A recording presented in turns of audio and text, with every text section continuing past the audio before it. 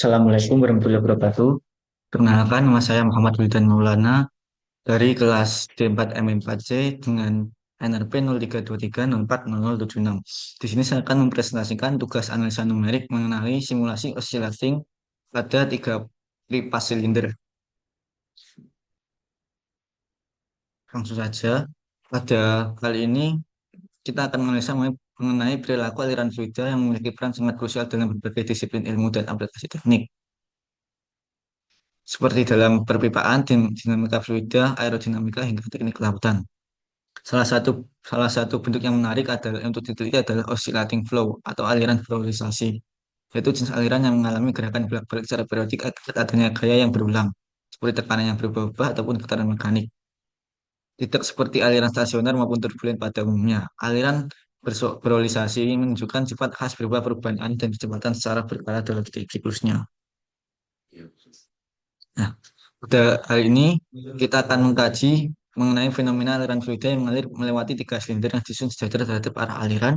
Aliran fluida masuk melalui sisi kiri dan bergerak ke kanan melalui tiga silinder yang telah diletakkan oleh variasi yang telah ditentukan. Fungsi utama dari studi ini adalah untuk mengetahui gaya hambat dan gaya angkat.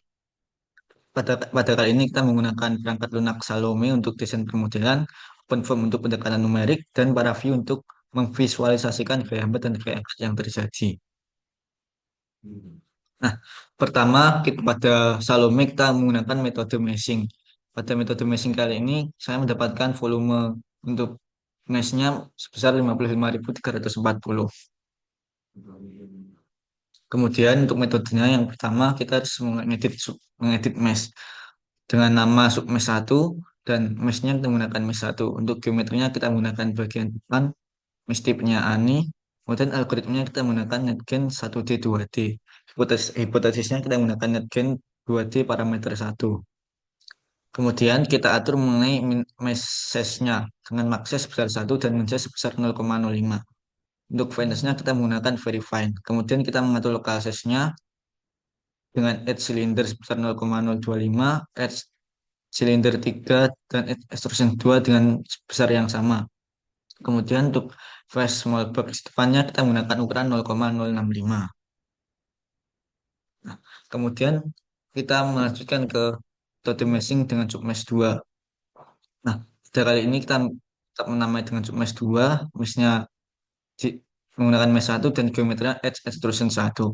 Untuk algoritmanya kita menggunakan word distraction, kemudian hipotesisnya number of segment, dan pada hipotesis konstruksinya kita menggunakan number of segment sebesar 1. Untuk type of distributionnya kita menggunakan equidistant distribution. Kemudian pada metode meshing submesh 3 ini kurang lebih sama dengan metode sebelumnya. Nah, kemudian kita masuk pada tahap awal dari OpenFOAM. Pada tahap awal ini kita mengatur kondisi batas dan awal. Yang pertama pada file P, kita untuk inlet atas, bawah, silinder 1 dan silinder 2, silinder 3 ini tetap menggunakan tipenya tetap zero gradient. Kemudian untuk depan dan belakang ini kita menggunakan tipenya MT. Sedangkan untuk outlet kita menggunakan tipe yang sama juga.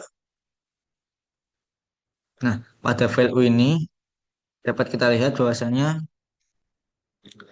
untuk settingannya kurang lebih sama dengan file P, namun di sini pada silinder 1, 2, 3 kita menggunakan no slip, dan pada silinder atas, bawah, outlet dan depan, out dan outlet kita menggunakan zero gradient, sedangkan untuk depan dan belakang menggunakan MT. Kemudian pada control dict. Nah, pada control dict ini kita menggunakan aplikasinya untuk OpenFOAM, kemudian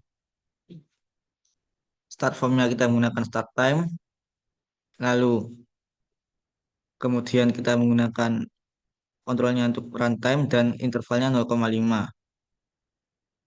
Nah, di sini kita juga harus mengatur untuk for 1, 2, dan 3-nya. Nah, ini fungsi control dict. Di sini dapat kita lihat bahwasanya pada start from-nya ini start time, kemudian waktunya 0, stop-nya on time, dan end time-nya pada 200. Untuk delta-nya kita gunakan 0,005. Break control-nya runtime, break intervalnya 0,5, word word-nya 0, word format-nya AS, CII, dan presisinya 16. Untuk time formatnya menggunakan general dan presisinya menggunakan 6. Nah, gabung dari ini, untuk tipe inlet, outlet atas bawah kita menggunakan patch, namun pada di depan belakang ini kita menggunakan empty. Di silinder 1, 2, dan 3 kita menggunakan wall. Nah, ini adalah hasil simulasi kontur tekanan pada review. Ketika kita sudah selesai lakukan proses coding di OpenFOAM. Di bawah kita lihat dari waktu 0,5 hingga 10 detik ini terjadi perkembangan, di mana alirannya sudah mulai bergerak namun sedikit. Nah, di sini pada simulasi 15 detik kita lihat bahwasanya alirannya ini semakin bergerak semakin banyak. Di 100 detik ini juga kita lihat bahwasanya dari perkembangannya semakin bagus dari 50 detik ke 100 detik. Nah, pada aliran, mohon maaf ini seharusnya aliran 200. Di sini kita lihat bahwasanya aliran ini sudah mulai berkembang dengan sangat baik. Kita lihat alirannya sudah mulai mengalir deras. Nah, ini aliran 200 tadi. Nah, ini pada hasil simulasi kontur vorticity ya.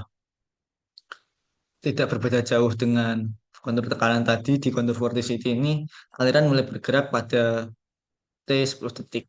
Pada T 0,5 kita lihat alirannya belum mulai bergerak.